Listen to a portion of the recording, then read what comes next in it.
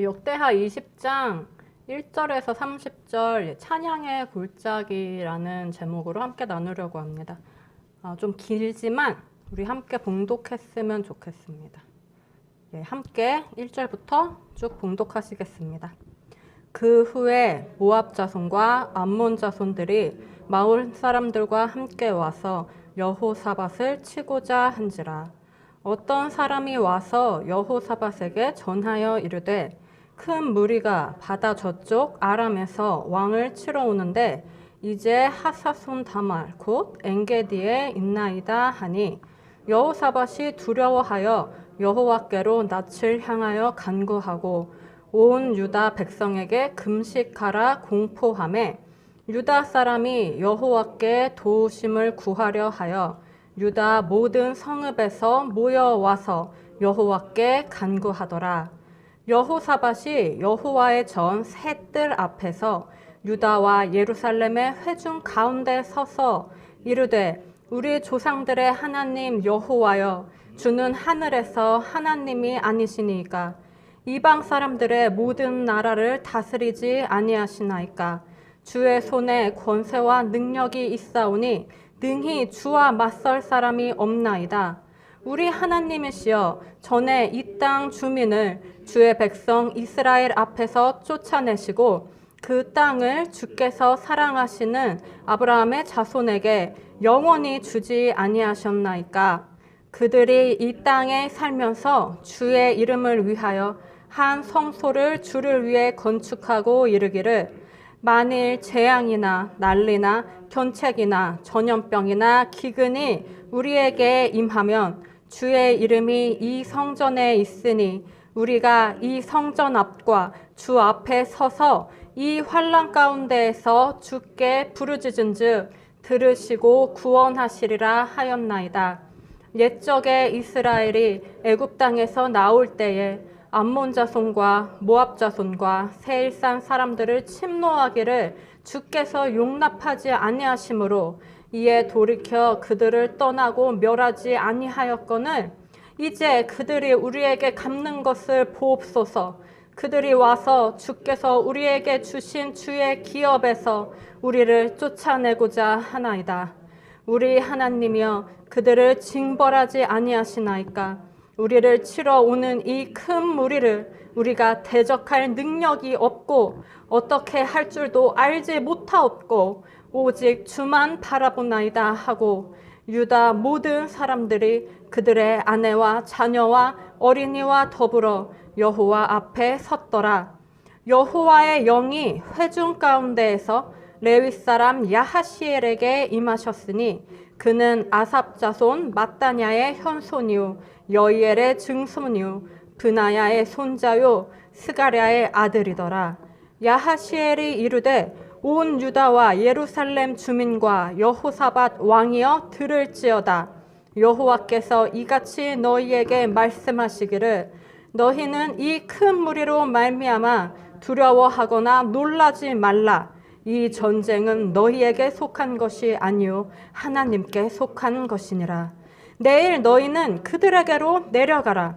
그들이 시스 고개로 올라올 때에 너희가 골짜기 어귀 여루엘 들 앞에서 그들을 만나려니와 이 전쟁에는 너희가 싸울 것이 없나니 대열을 이루고 서서 너희와 함께한 여호와가 구원하는 것을 보라.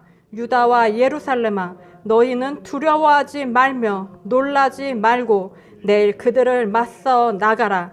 여호와가 너희와 함께하리라 하셨느니라 하매 여호사밧이 몸을 굽혀 얼굴을 땅에 대니 온 유다와 예루살렘 주민들도 여호와 앞에 엎드려 여호와께 경배하고 그핫 자손과 고라 자손에게 속한 레위 사람들은 서서 심히 큰 소리로 이스라엘 하나님 여호와를 찬송하니라. 이에 백성들이 아침에 일찍이 일어나서 드고와 들로 나가니라. 나갈 때에 여호사밧이 서서 이르되 유다와 예루살렘 주민들아 내 말을 들을지어다. 너희는 너희 하나님 여호와를 신뢰하라. 그리하면 견고히 서리라. 그의 선지자들을 신뢰하라. 그리하면 형통하리라 하고 백성과 더불어 의논하고 노래하는 자들을 택하여 거룩한 예복을 입히고 군대 앞에서 행진하며 여호와를 찬송하여 이르기를 여호와께 감사하세 그의 인자하심이 영원하도다 하게 하였더니 그 노래와 찬송이 시작될 때에 여호와께서 복병을 두어 유다를 치러 온 암몬 자손과 모압과 세일산 주민들을 치게 하심으로 그들이 패하였으니 곧 암몬과 모압 자손이 일어나 세일산 주민들을 쳐서 진멸하고 세일 주민들을 멸한 후에는 그들이 서로 쳐 죽였더라.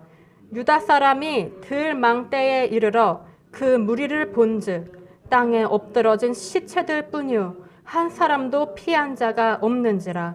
여호사밧과 그의 백성이 가서 적군의 물건을 탈취할세 본즉 그 가운데에 재물과 의복과 보물이 많이 있으므로 각기 탈취하는데 그 물건이 너무 많아 능히 가져갈 수 없을 만큼 많으므로 사흘 동안에 거두어 들이고 넷째 날에 무리가 브라가 골짜기에 모여서 거기서 여호와를 송축한지라. 그러므로 오늘날까지 그곳을 브라가 골짜기라 일컫더라.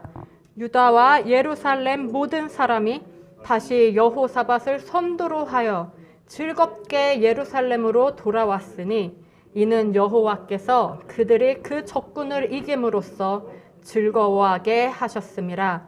그들이 비파와 수금과 나팔을 합주하고 예루살렘에 이르러 여호와의 전에 나아가니라. 이방 모든 나라가 여호와께서 이스라엘의 적군을 치셨다 함을 듣고 하나님을 두려워함으로 여호사밧의 나라가 태평하였으니 이는 그의 하나님이 사방에서 그들에게 평강을 주셨음이더라. 아멘.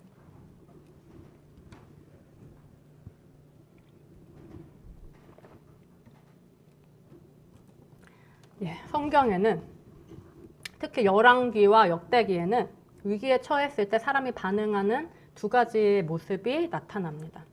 그 위기는 보통 어떤 모습으로 나타나냐면 적군이 쳐들어오는 모습으로 나타나죠. 그럼 적군이 쳐들어왔을 때 어떻게 반응하는지가 두 가지 모습으로 나와요. 그 모습을 통해서 우리가 오늘날 우리의 삶을 생각해 볼 수 있는 것 같아요. 우리도 늘 사는 게 끊임없는 싸움이고 전쟁이지 않습니까? 산 넘어 산이라는 말이 있듯이 하나 이겨냈나 싶으면 다음 게 오고 또 언제 이겼나 싶도록 넘어져 있기도 하고 그럽니다. 그런 우리의 인생의 모습을 역대기가 어떻게 표현하냐면 적군이 쳐들어왔을 때, 그래서 숨막히는 전쟁 속에 있을 때, 그리고 또 전쟁을 치러내고 났을 때, 그러고 나면 또 적이 쳐들어오고 다시 전쟁을 치르는 이런 전쟁의 모습으로 반복해서 보여주죠. 오늘 우리들의 삶과 이 역대기의 유다인들의 삶, 우리의 삶의 위기와 이 사람들의 삶의 위기, 우리의 전쟁과 이들의 전쟁이 같은 모습을 하고 있어요. 그런데 이렇게 전쟁의 위협이 찾아왔을 때, 위기에 처했을 때 유다의 왕들이 어떻게 반응하는지 성경은 두 가지의 모습을 보여줘요. 하나는 하나님을 의지하는 모습이고 다른 하나는 하나님이 아닌 다른 힘을 의지하는 모습이죠. 그 다른 힘은 자기 힘일 때도 있고 재물일 때도 있고 적국 외에 다른 강대국일 때도 있는데 이때 항상 등장하는 게 있어요. 그게 뭐냐면 금입니다. 금. 자기 힘 믿고 싸웠다가 지면 어떻게 수습하냐면 다른 나라에 금을 보내요. 아니면 다른 나라를 의지할 때는 어떻게 하냐면 금을 잔뜩 보내서 도와달라고 하죠. 금. 근데 이 금이 어디서 나오는 금이냐면 공통점이 뭐냐면 성전의 금이에요. 성전의 금. 성전의 금을 뜯어내서 적군한테 주든지 옆 나라에 주든지 아니면 전쟁에 져서 이 금을 바치든지 그때마다 이 성전의 금이 사용됩니다. 결론적으로 그럼 그들이 하나님 외에 의지한 게 뭐냐면 아이러니하게도 하나님이 주신 그 성전의 금이라는 거죠. 성전의 금. 성전이란 무엇입니까? 하나님의 임재를 상징하는 것이 성전이죠. 그럼 그 성전의 금은 뭘 의미할까요? 왜 하나님이 성전의 금을 두르는 걸 허락하셨을까요? 바로 그 금을 통해서 하나님을 보려는 거죠. 금의 그 영광스러운 모습을 통해서 하나님의 영광을 보고 그 번쩍번쩍하는 금을 통해서 그 번쩍번쩍하는 그 하나님의 그 빛을 보고 그 금의 아름다움을 통해서 정말로 참된 유일한 아름다움이신 하나님을 보라고. 성전의 금을 봄으로써 그 금이 정말로 가리키는 그 하나님의 영광, 하나님의 위대함, 그걸 보라는 거죠. 근데 유대인들이 성전의 금을 통해서 하나님을 못 보고 금만 보는 모습이 계속 나와요. 금만 보는 모습. 만일 우리가 성전의 금을 통해서 하나님을 본다면 그 금은 어떤 금일까요? 그 금은 하나님을 보게 하는 거룩한 금입니다. 선한 금이에요. 그런데 만약에 우리가 그 금을 통해서 하나님을 보는 게 아니라 금만 보고 있다면, 금에만 집중한다면 그 금은 결국 뭐가 될까요? 결국은 우상이 되겠죠. 하나님 대신 우리는 그 금을 섬기게 될 거예요. 처음부터 참신과 우상이 따로 있어서 누구는 참신을 섬기고 누구는 우상을 섬기는 게 아니고 하나님이 주신 모든 것에 하나님의 속성이 있어요. 하나님이 만드신 모든 것에 하나님을 보여주는 좋은 것들이 들어있는데 우리가 그걸 통해서 하나님을 보면 그것은 참된 선하고 거룩한 것이 되는 거죠. 왜냐하면 그걸 통해서 참신을 섬기게 되니까. 근데 그렇게 못하고 요거 자체만 보고 있으면, 여기에만 홀려서 집중하고 있으면 그게 우리한테 우상이 되는 거예요. 뭐든지 똑같습니다. 자녀, 가정생활, 직장생활, 취미생활 모든 것이 똑같아요.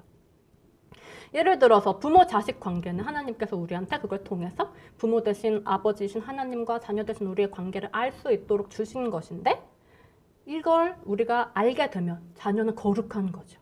그런데 이거를 우리가 보지 못하고 자녀에게만 집중해요. 항상 자녀의 생각만 하고 자녀를 걱정한다면 자녀가 우상이 되겠죠. 배우자나 연인도 마찬가지예요. 우리한테 하나님과의 사랑의 관계를 알려주는데 그걸 못 보고 여기에만 머물러 있으면 우상이 되는 거죠. 또 직장 생활이나 우리가 하는 가정 생활, 우리가 하는 모든 일들, 우리가 이걸 통해서 하나님의 일하심에 대해서 생각해 볼 수 있는 기회를 얻게 되고 또 그 과정을 통해서 하나님의 연단을 받아서 하나님의 형상으로 재창조될 수 있는 아주 귀하고 거룩한 것인데 거기에만 집중하고 있으면 어느새 일이 내 우상이 되기도 하고 가정이 내 우상이 되기도 하지요. 다른 것도 생각해 볼 수 있어요. 우리가 일하다가 잠깐 쉬어가는 휴가. 휴가는 우리한테 하나님의 안식이라는 게 얼마나 평화롭고 좋은 건지를 살짝 맛보게 해주죠. 우리가 그 휴가를 누림으로써 평소에 느끼지 못했던 감각들을 느끼고 자극이 되고 그로 인해서 하나님을 묵상해 볼 수가 있어요. 그런데 여기에 대해서는 보지 못하고 그 내가 쉬는 거에만 몰두해서 내가 어떻게 쉴까? 내가 어떻게 이걸 즐길까? 하나님을 모른다면은 그건 우리를 선하고 거룩한 길로 이끌어가지 못하고 오히려 악의 길로 이끌어가는 거죠. 모든 게 같습니다. 심지어 영화나 드라마를 본다든지 여행을 간다든지 책을 읽는다든지 모든 게 똑같아요. 우리가 그걸 통해서 하나님을 바라볼 때는 귀하고 선하고 거룩한 것이 되고 하나님을 보지 못하면 우상단지가 되는 거죠. 자, 그래서 지금 이 성전의 금이 우리에게 보여주고 있는 모습이 바로 그거예요. 우리가 뭘 봐야 되는가?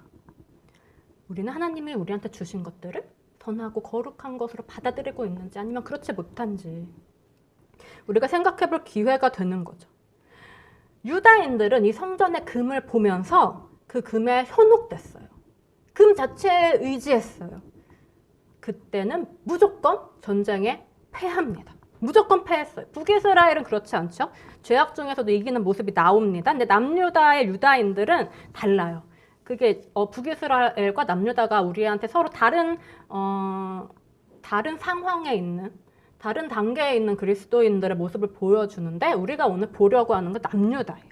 남유다는 무조건 금을 봤을 때 전쟁에서 패했어요. 하지만 성전의 금을 보면서 금 자체가 아닌 그 너머에 계신 하나님을 봤을 때는 어떻게 됐을까요? 이 은혜의 말씀을 오늘 함께 나누려고 해요. 자, 본문에 등장하는 왕은 유다의 6번째 왕이었던 여호사밧입니다. 다윗과 솔로몬 이후에 3번째 왕인 르호보암 시대에 이스라엘이 둘로 갈라지죠. 남유다와 북이스라엘로 갈라져서 남유다는 다윗의 자손이 다스리게 되고 이스라엘은 다른 왕들이 다스리게 되는데 여호사밧은 이 중에 다윗의 자손인 남유다의 6번째 왕이었어요. 이 여호사밧 왕 때 모압 자손과 암몬 자손이 마온 사람들과 함께 쳐들어왔다고 해요. 그런데 본문 1절을 보면 어떻게 시작하냐면 그 후에라는 말로 시작을 합니다. 그 후에라면 앞에 어떤 일이 있었고 그 후에 다음 일이 생겨났다는 뜻이죠. 인과관계를 약간 내포하고 있는 단어예요. 자, 이 앞에 있는 일이 뭘까요? 이 앞은 이제 바로 앞에 19장을 보면 알겠죠.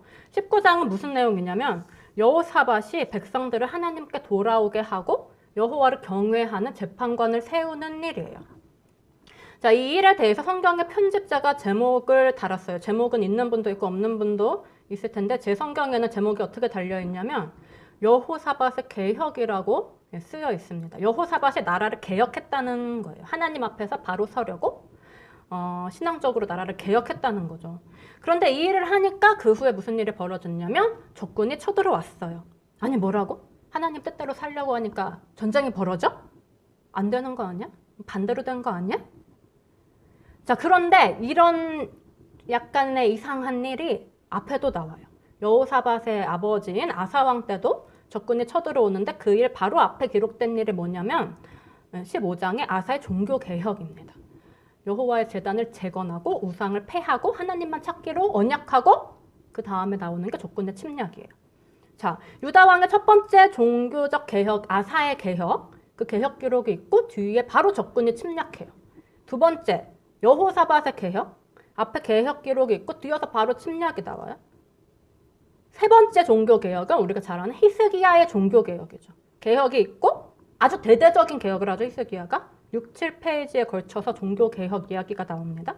그리고 그 뒤에 나오는 게 32장의 아수르의 침략이에요. 엄청난 침략이었죠.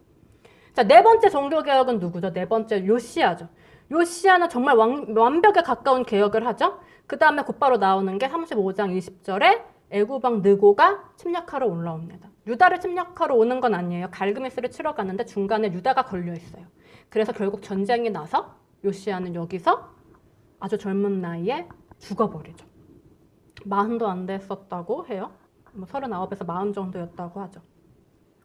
무슨 뜻이냐면 개혁이 있으면 그 다음에는 침략, 공격, 전쟁이 벌어진다는 거예요. 내가 하나님 뜻대로 살겠다. 내가 말씀대로 살겠다. 하나님만 바라보겠다. 결정하면 그때부터 뭔가 내가 하나님 뜻대로 막 할 수 있고 잘 되고 이런 게 아니고 전쟁이 시작됩니다.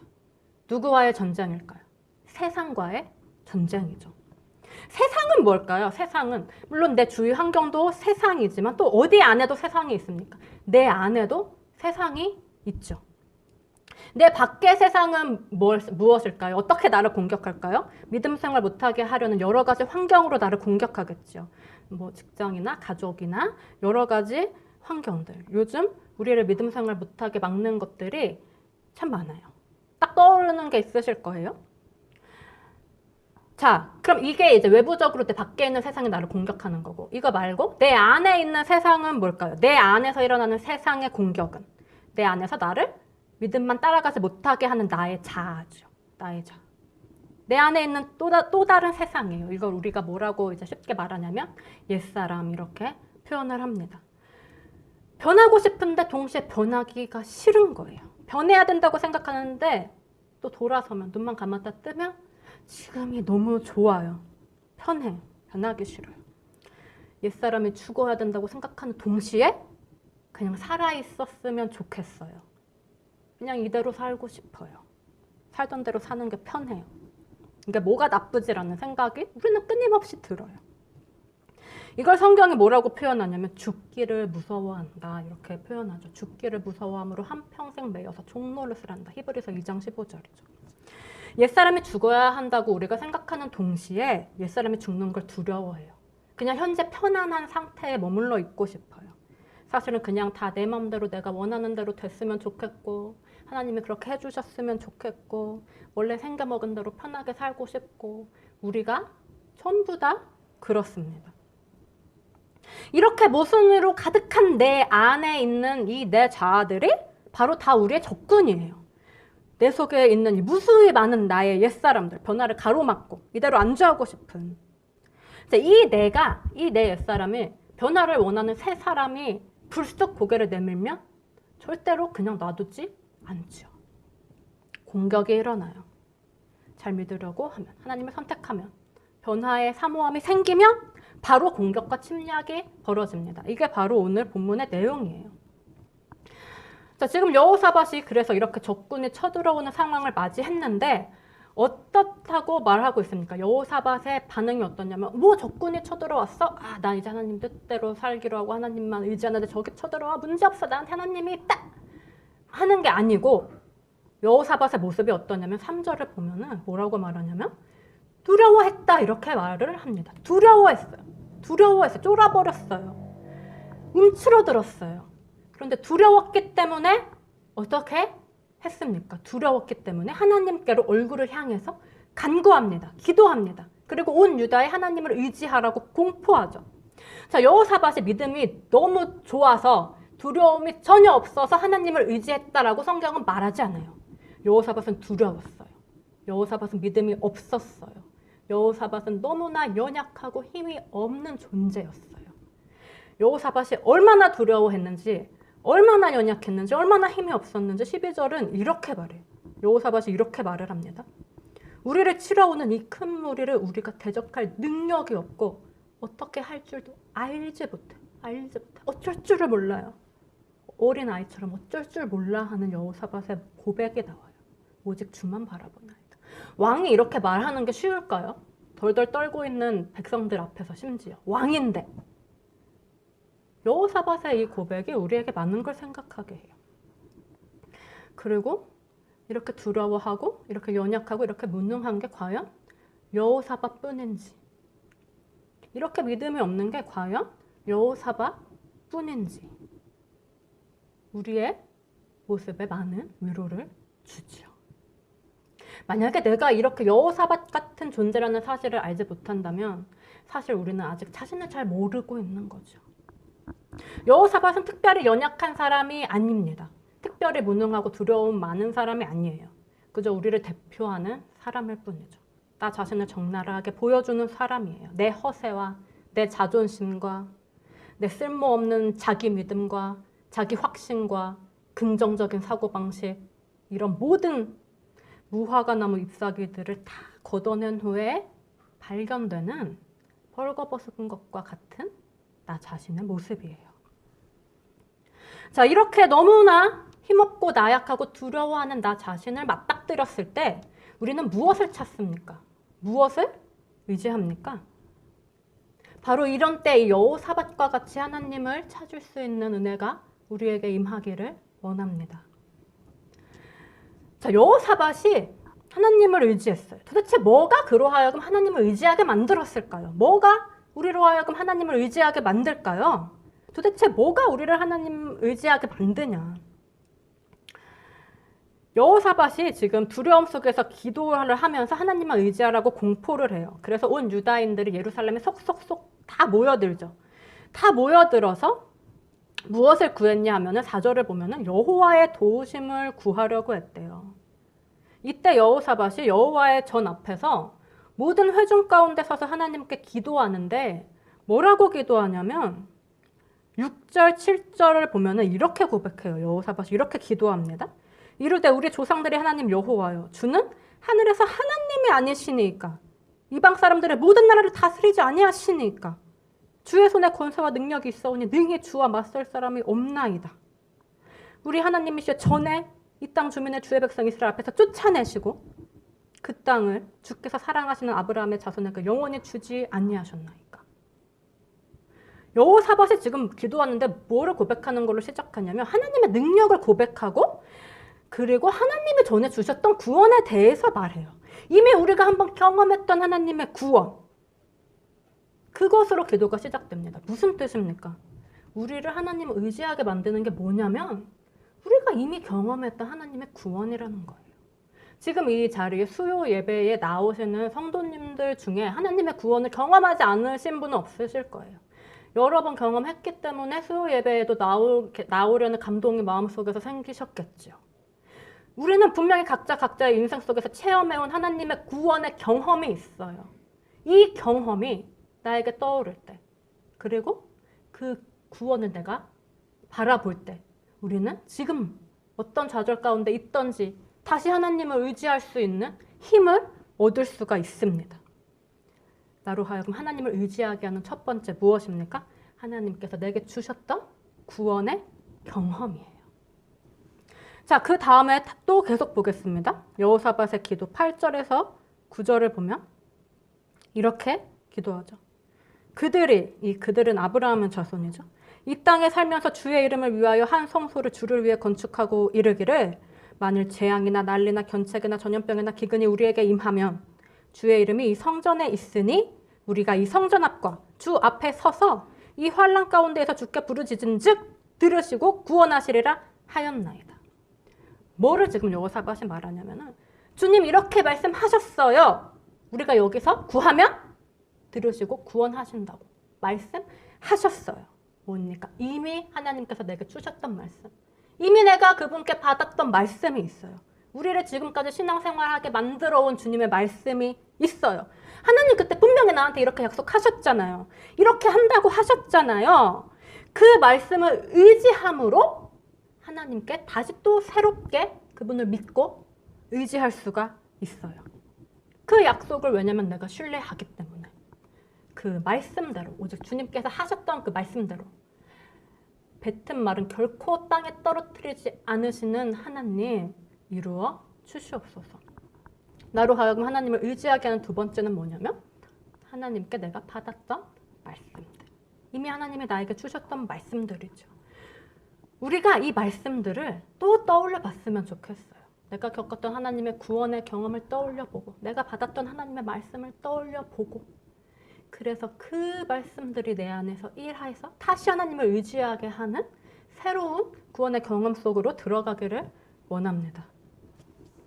자, 다음 구절 보시겠습니다. 10절에서 11절.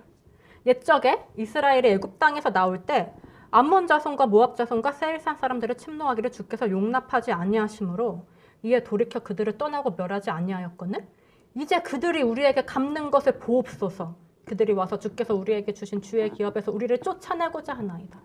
자, 이 기도의 핵심은 뭡니까? 주님, 우리는 주님 뜻대로 했어요. 말씀하셨던 대로 했어요. 뭐예요? 전에 내가 하나님 뜻대로 살려고 몸부림쳐 왔던 그 삶을 하나님께 갖고 나가요. 내가 하나님의 구원을 경험한 후에 하나님의 말씀을 받은 후에 이런 것도 있구나. 이게 아니고 그 전이랑 똑같이 내 마음대로 살지 않고 그 후에는 나 말씀대로 살려고 했어요. 그래서 말씀대로 살아왔다고 저는 생각해요. 라는 나의 이 삶, 이 마음을 하나님께 갖고 나가요. 나로 하여금 하나님을 의지하게 하는 세 번째가 뭐냐면 하나님 뜻대로 살고자 했던 나라는 거예요. 더는 내 마음대로 살고 싶지 않고 하나님 뜻대로 살고 싶었던 내 진정한 마음과 그 마음에서 나왔던 모든 선택들과 행동들. 자, 내가 하나님 뜻대로 살려고 노력하지 않았다면 하나님을 의지하지도 않지요. 하지만 하나님 뜻대로 살려고 한 사람은 하나님 뜻대로 살려고 노력했는데 그래서 하나님 뜻이라고 생각해서 많은 것들을 결정하고 많은 것들을 선택했는데 그 결과가 나쁠 때 하나님을 원망할 수도 있어요. 그래서 한동안 그 원망의 마음 때문에 하나님을 찾지 않을 수도 있고 의지하려고 하지 않을 수도 있어요. 하지만 결국은 다시 하나님을 찾게 돼 있어요. 억울해서 어떻게 이제 와서 다른 신을 찾겠습니까? 억울해서 어떻게 하나님께 하소연을 안 할 수가 있겠습니까? 결국 다시 하나님을 의지하게 되는 거죠. 그래서 다시 하나님을 의지하고 다시 구원을 경험할 때 드디어 깨닫죠. 그 일이 내가 그렇게 원망할 일이 아니었구나. 그게 그런 게 아니었네. 내가 하나님을 오해했었네. 내가 했던 선택들과 결정들도 얼마나 나의 많은 왜곡이 들어갔던 것이었는지를 비로소 그때 깨닫게 되죠. 그리고 하나님을 찬양하게 되죠. 바로 이거.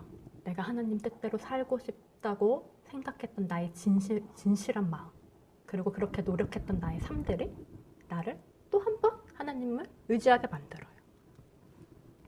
자, 우리에게 하나님을 의지하게 하는 마지막 네 번째 계속 보겠습니다. 여호사밧의 기도의 마지막 절 12절. 우리 하나님이여 그들을 징벌하지 아니하시나이까. 우리를 치러오는 이 큰 무리를 우리가 대적할 능력이 없고 어떻게 할 줄도 알지 못하옵고 오직 주만 바라보나이다. 마지막은 여호사밧의 고백, 마지막 고백은 뭐냐면 나는 능력이 없습니다. 나는 어떻게 할지 알지도 못해요. 나 너무 무식하고 너무 어리석어요. 나는 주님만 바라봅니다. 내가 얼마나 쓸모없고 아무것도 할 수 없는 존재인지를 고백합니다. 내가 이런 존재라면 나와 주님을 비교할수록 우리는 뭘 알 수 있을까요? 주님이 어떤 분이신지를 더 크게 알 수 있죠. 내 연약함에 대해서 알면 알수록 주님의 강하심을 더 크게 알게 되고 나의 어리석음에 대해서 크게 느낄수록 주님의 지혜로움과 우리가 생각할 수도 없는 그 기이한 계획과 일하심을 놀랍도록 느끼게 되지요. 그러면 그 지혜의 원천, 그 강함의 원천, 그 전능하신 하나님께 내 모든 걸 맡기고 싶어져서 의지하지 않을 수가 없어져요. 뭐가 나로 하여금 결국 하나님을 의지하게 합니까? 마지막 네 번째는 내 연약함, 내 무력함, 내 보잘것없음을 알고 시인하고 인정하면서 주님 앞에 엎드리는 것이죠. 이 큰 무리를 우리가 대적할 능력이 없고 어떻게 할 줄도 알지 못하옵고 오직 주만 바라보나이다. 자, 이 기도 후에 무슨 일이 있습니까? 13절은 이렇게 말씀하죠. 유다 모든 사람들이 그들의 아내와 자녀와 어린이와 더불어 여호와 앞에 섰다. 남녀노소 가리지 않고 모든 사람이 더불어서 여호와 앞에 섰습니다. 무슨 뜻이냐면 내가 온 마음을 다해서 여호와를 간절히 찾는 상태죠. 온 마음. 모든 마음이 다 각각이었던 마음이 합해져서 하나가 돼서 오직 이 한 마음으로 하나님을 찾는 거예요. 여호와의 구원만을 간절히 구하는 거죠. 이렇게 여호와를 찾았더니 무엇이 임하는가? 14절에 여호와의 영이 회중 가운데서 레위 사람 야하실에게 임했다. 여호와의 영이 임했습니다. 일심으로 온 마음을 다해서 간절히 찾자 성령님이 임하셨어요. 그런데 어떻게 임하셨냐 하니까 이 야하실이 성령님이 임하시니까 나와서 말을 합니다. 온 유다와 예루살렘 주민과 여호사밧 왕이여 들을지어다. 여호와께서 이같이 너희에게 말씀하시기를. 뭐로 성령님이 임하셨냐면 말씀으로 임하셨어요. 말씀으로. 자, 말씀. 우리가 항상 듣는 말씀이죠. 근데 지금 성령님으로 임하셔서 특별히 받은 말씀을 본문이 말을 하고 있어요. 어떤 말씀이냐? 새로운 말씀이에요. 살아있는 말씀이에요. 살아있는 만나. 새로운 만나. 오늘의 만나. 오늘 나에게 힘을 주는 오늘의 양식. 어제의 만나가 아니에요. 어제의 만나는 어떻게 돼요? 어제의 만나는 오늘이 되면 출애굽기에서 뭐라고 말하냐면 오늘이 되니까 냄새가 나고 썩어서 먹을 수가 없더라 하고 말을 해요. 무슨 뜻이냐면 어제 나한테 새 힘을 줬던 어제의 만나 그 말씀, 어제 나의 구원을 경험해줬던 그 말씀은 어제의 양식에 불과하다는 거예요. 물론 그 말씀이 계속 역사하죠. 오늘도 역사하고 1년 후에도 역사하고 내가 죽을 때까지 역사하고 죽은 후에도 역사할 거예요. 하지만 그럼에도 불구하고 그건 어제의 양식이라는 뜻이에요. 마치 뭐랑 똑같냐면 우리가 어제 밥을 먹었어요. 그게 우리 몸에 흡수돼서 우리의 몸의 일부분을 이루죠. 내 몸이 되죠. 오늘도 내 몸이고 내일도 내 몸이고 계속 내 몸이지만 그렇다고 해서 우리가 오늘 새 밥을 안 먹지는 않습니다. 똑같은 원리예요. 생명의 양식 말씀도 마찬가지예요. 오늘의 만나, 오늘의 말씀은 오늘 새롭게 얻어야 된다는 거죠. 오늘 하루 나를 살아가게 하는 생명의 말씀은 이전에 받은 말씀이 아닌 오늘 새로 받은 말씀이어야 된다는 거예요. 내용은 어떨까요? 내용이 새로울까요? 내용은 새롭지가 않아요. 항상 똑같아요. 창세기, 출애굽기, 레위기, 지금 보고 있는 역대기 다 이미 있는 언약의 말씀이고 우리가 여러 번 봐왔던 말씀들이에요. 그렇지만 그 말씀이 내 안에 새롭게 임하는 것을 우리가 느낄 때가 있죠. 새로운 감동으로서 살아 역사하는 말씀을 우리가 느낄 때가 있어요. 어제 들었던 설교인데 오늘 들었는데 또 새로운 감동이 오는 걸 우리가 느낄 때가 있죠. 이렇게 새로운, 매일매일 새로운 말씀을 우리가 먹고 살아야 된다는 겁니다. 그 새로운 말씀, 그 생명력으로 지금 주님이 주시는 말씀이 15절 하반부에 너희는 이 큰 무리로 말미암아 두려워하거나 놀라지 말라. 이 전쟁은 너희에게 속한 것이 아니요 하나님께 속한 것이니라. 그러면서 쭉 말씀을 하세요. 가라고 하죠. 이제 가라고 전쟁에 나가라고 하시는데 두려워하지 말고 놀라지 말고 맞서 나가라고 하는데, 근데 나가서 뭘 하라고 하시냐면은 가만히 서 있어라 하고 말씀을 하세요. 맞서 싸워야 정상인 것 같은데 가만히 서 있어라. 전쟁터에서 가만히 서 있으면 어떻게 될까요? 차라리 안 나가고 성 안에만 있으면은 목숨이라도 보존할지도 모르는데, 전쟁터까지 맞서 나가서 가만히 서 있으면 그냥 죽음이죠. 죽는 거예요. 근데 나가서 서 있으래요. 절대로 인간의 사고방식으로는 이해할 수 없습니다. 하나님 그건 좀 아닌 것 같은데요. 라는 반응이 나올 것 같아요. 근데 지금 성령님이 임하시고 새로운 말씀이 들어온 자들의 반응은 뭐냐면 하나님의 응답에 감사하면서 여호와께 경배했다고 말해요. 이 말도 안 되는 음성을 그냥 받아들입니다. 서서 심히 큰 소리로 하나님 여호와를 찬송했다고 해요. 자, 그러니까 어떤 일들이 일어날까요? 바울과 실라가 감옥 속에서도 찬양하는 일이 일어나고, 히브리서 11장에 말하는 믿음의 선진들, 돌로 치는 것과 톱으로 켜는 것과 시험과 칼로 죽임을 당하고 유리하며 학대를 당하는 이런 환경 속에서도 믿음만 바라보고 찬양하는 역사가 일어나죠. 이런 사람은 세상이 감당하지 못하느니라 라고 히브리서 기자가 말해요. 이런 사람은 세상이 감당하지 못하느니라. 무엇이 우리를 이렇게 만들까요? 이렇게 연약하고 보잘것없고 어리석고 아무것도 할 수 없는 나를 뭐가 세상이 도저히 감당할 수 없는 자로 만들까요? 오늘 본문은 말씀합니다. 너희가 싸울 것이 없나니 너희와 함께한 여호와가 구원하는 것을 보라. 여호와가 너희와 함께하리라. 여호와께서 함께하실 때 오직 그때만이 세상이 감당할 수 없는 자가 될 수가 있습니다. 주님께서 약속하신 구원, 너희 대신 내가 싸우겠다는 그 말씀, 그 하나님의 동행의 말씀, 그 구원의 언약, 그것이 새로운 오늘의 말씀으로, 그래서 살아있는 오늘의 생명력으로 내 안에 임할 때 우리를 세상에 감당할 수 없는 자들로 만들죠. 이 말씀의 생명력이 매일매일 우리에게 임하기를 바랍니다. 자, 다음 날이 되었습니다. 일찍 일어나서 다 같이 나갔대요. 뭘 기대하면서 갔을까요? 하나님의 구원을 기대하면서 나갔겠죠. 하나님의 구원을 기대하면서 도대체 하나님 어떻게 하시려고 이렇게 말도 안 되는 걸 시키실까 기대하면서 나가요. 여호사밧이 이 백성들에게 이렇게 말을 합니다. 20절. 여호사밧이 서서 이르되 유다와 예루살렘 주민들아 내 말을 들을지어다. 너희는 너희 하나님 여호와를 신뢰하라. 그리하면 견고히 서리라. 그의 선지자들을 신뢰하라. 그리하면 형통하리라. 이 여호사밧의 이 말로 저도 오늘 우리가 함께 이 축복을 드렸으면 좋겠어요. 사랑하는 성도 여러분, 오직 여호와만을 신뢰하십시오. 그리하면 견고히 설 것입니다. 사랑하는 성도 여러분, 하나님의 선지자를 신뢰하십시오. 그리하면 형통할 것입니다. 자, 그리고 여호사밧이 백성이랑 의논해서 누구를 택했느냐 하니까 노래하는 자들을 택했대요. 거룩한 예복을 입히고 군대 앞에서 행진하면서 여호와를 찬송하면서 이르기를 여호와께 감사하세. 그의 인자하심이 영원하도다. 아직 아무 일도 벌어지지 않았지만 찬송이 넘쳐요. 감사가 넘쳐요.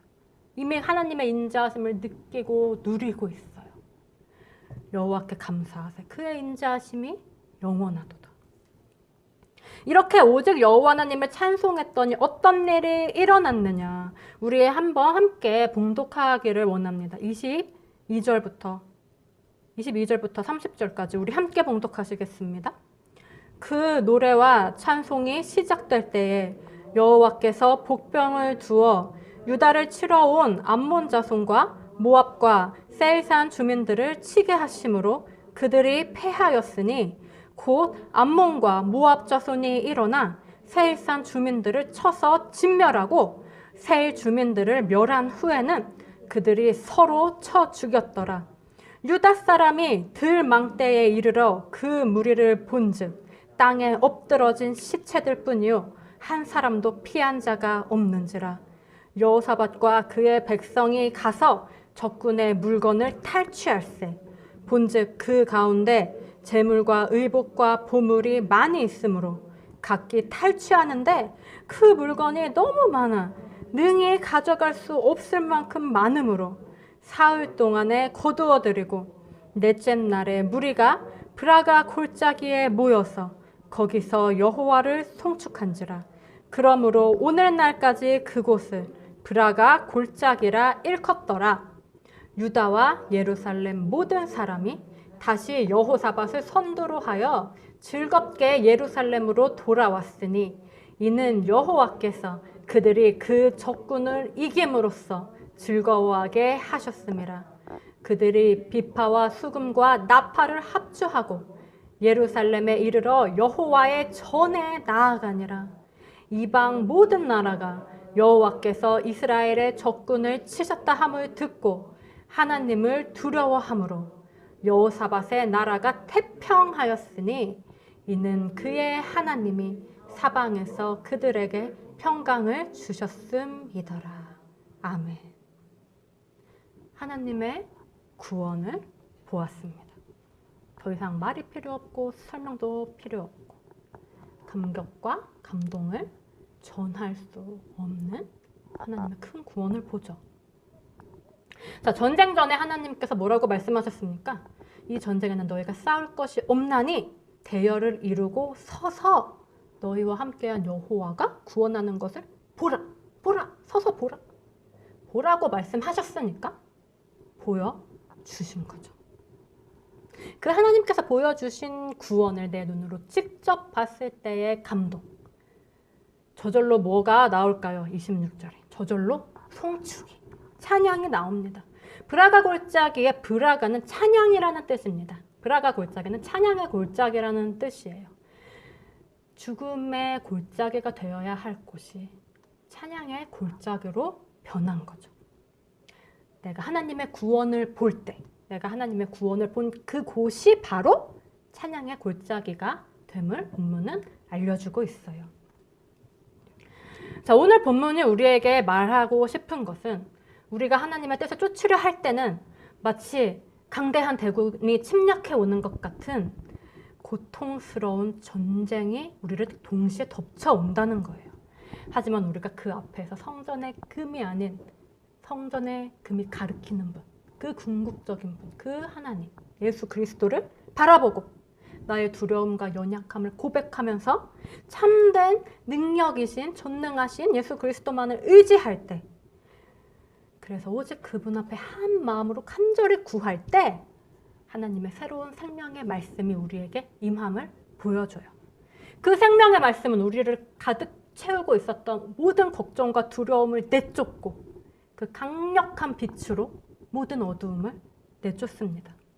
그래서 그 찬연한 생명의 빛을 바라보면서 그 빛에 감격해서 주님을 찬양하면서 나아가면 드디어 놀라운 구원을 보게 되죠. 하나님의 놀라운 구원을 본 자는 하나님을 찬양합니다. 하나님의 놀라운 구원을 본 자는 하나님을 즐거워하죠. 그래서 하나님의 놀라운 구원을 본 자는 그가 있는 모든 곳이 찬양의 골짜기가 되어 찬양받으시는 하나님을 영화롭게 할 수가 있습니다. 내가 있는 모든 곳이 찬양의 골짜기예요. 왜요? 이미 내 안에 뭐가 임했습니까? 찬양의 골짜기가 임한 것입니다. 예수님께서 말씀하셨죠. 여기 있다 저기 있다고도 못하리니 하나님의 나라는 너희 안에 있느니라. 여기 있다 저기 있다고도 못하리니 찬양의 골짜기는 너희 안에 있느니라. 우리의 삶이 이 찬양의 골짜기가 되기를, 우리의 모든 삶의 터전이 이 찬양의 골짜기가 되기를 간절히 바랍니다. 기도하시겠습니다.